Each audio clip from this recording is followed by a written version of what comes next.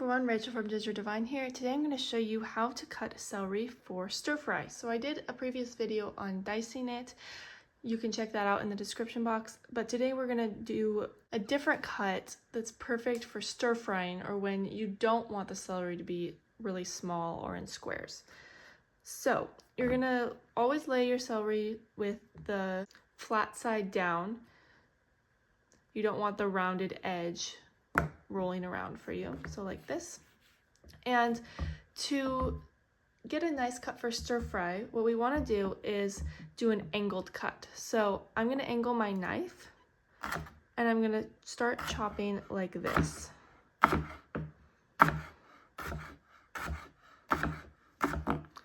And you can see this gives us nice thin pieces. They'll cook really fast in a stir fry.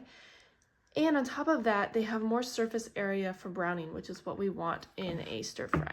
So again, you just want to angle your knife and chop, just like that.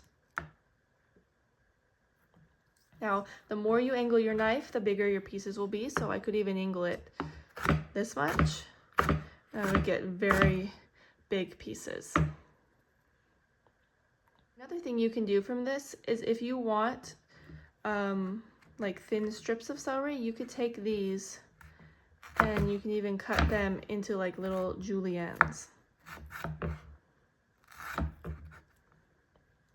They're not going to be perfect. We kind of have to do our best with celery and odd shaped vegetables, but this is just another way to get them into a different shape.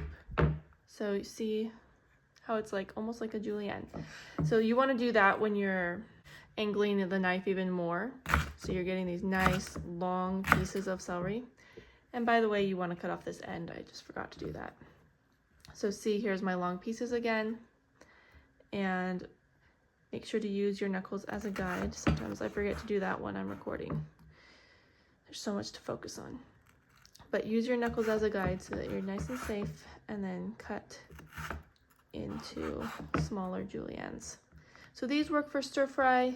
These also work for stir fry. Kind of just depends on your preference.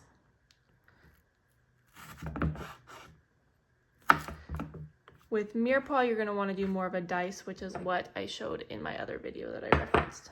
But here are some cuts for stir fry. I love putting these in my wok when I make fried rice or chow mein. It makes me think of my favorite Thai restaurant. So I hope this video was helpful. Let me know in the comments if there's any other skills videos you'd like to see, and thanks for watching.